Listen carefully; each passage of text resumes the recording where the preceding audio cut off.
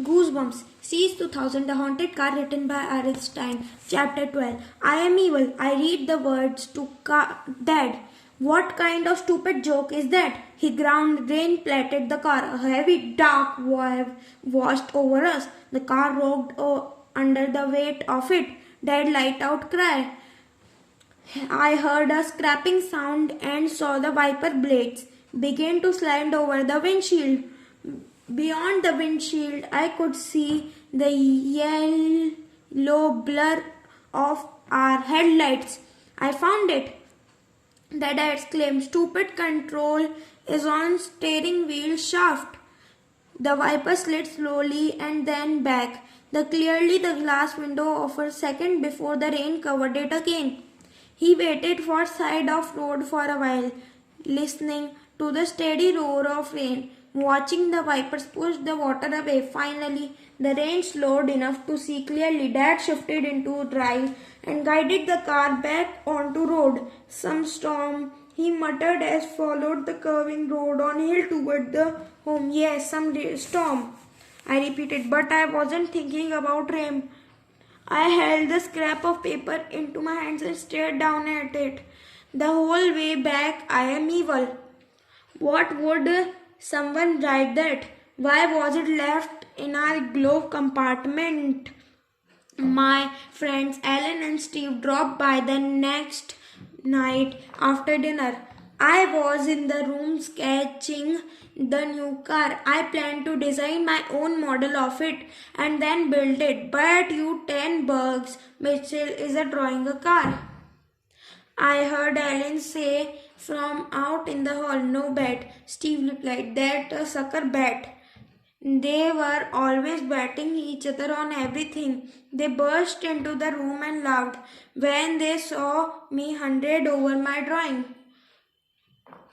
There were both big guys, taller than me and athletic looking and broad necks like football players.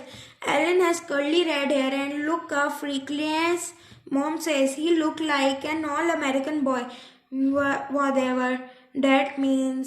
Steve has black hair, shaved really short, and wears a silver ring in one ear.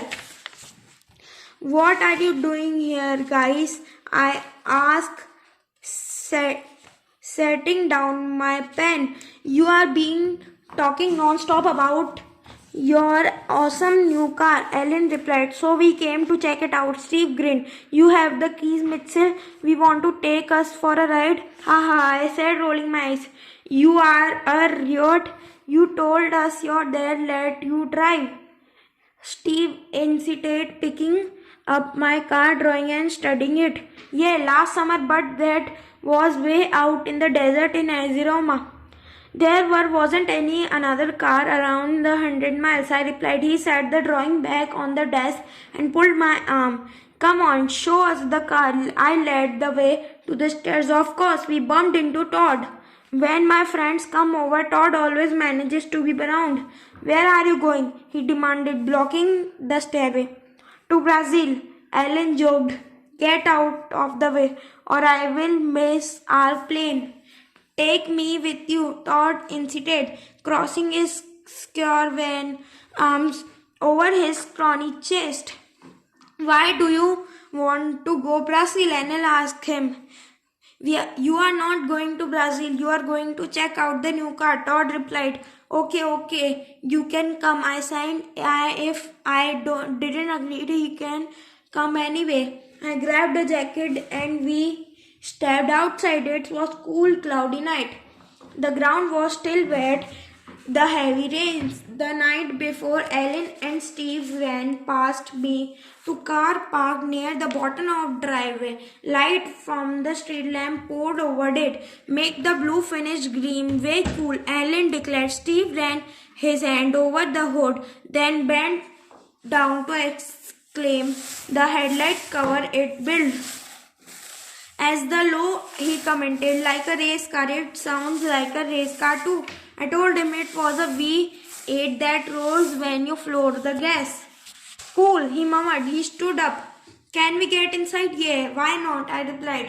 I grabbed the handle of the driver's side and pulled open the door. The memory of the lock sticking flashed into my mind. But it hadn't happened again, so I didn't worry about the dad properly had everything fixed at the garage. I slid behind the wheel, Ellen climbed in me, Tom and Steve slid into the back. We closed all the doors. Real leather seats, Steve declared. Crank up the radio. Ellen demanded. I can't. I told him I didn't bring the keys. Well, go get it. Ellen insisted. I don't think Dad would like it, I said. He says if you sit in car with the radio on, it wears down the battery. I heard the door locks click. The sound made me jump. I turned to Alan beside me. Did you hit the lock control on your door? He shook his head. No way. I shivered. Hey, it's getting cold in here. Todd wind. He was right. I could not see my breath steaming toward the windshield. It shivered again and zipped my jacket up the way. I felt a wave of cold air sweep over me and the another blast even colder. Hey Mitchell, turn off the AC. Steve called, leaning over the seat. It's freezing in here. Shivering, I turned back to him. The air conditioning isn't on. I told you I don't have the key. I am fizzing. Todd shuddered. I stared at the windshield. The glass was icing up on the inside. It's not a normal cold. I realized it's such a heavy, deep cold. Where is it coming from? This is totally weird. Ellen murmured beside me. I am getting out, Todd declared from behind me. My face is freezing off. I heard him tug the door handle and then I heard him cry. Hey, it's locked, Mitchell. Unlock the door. I tried my door locked. Once again, I searched for the lock control. It's so cold. I heard Steve stammer. Mitchell, come on, open the doors. I'm trying, I told him. My hand fumbled over the door controls, searching for the right button. The air grew colder, that rubbed my nose and ears. They were numb. My nostrils hurt when I breathed in. So cold, my chest ached. It suddenly felt tight. I struggled to breathe, but it was made my chest throb with pain. The cold is shutting off my hair. I realized each breath made a high whistling sound. My chest throbbed. I couldn't stop shivering. I tried to door again, but my numb fingers wouldn't bend. I couldn't grab the handle. Frantic, choked with panic, I shoved my shoulder against it. No, it wouldn't budge. And then I heard laughter, very faint. A girl laughter, soft and curious. Mean laughter. The air grew even colder. I choked. I struggled to draw and breathe, but I couldn't. Did my lungs freeze? Let us out, Todd shrieked.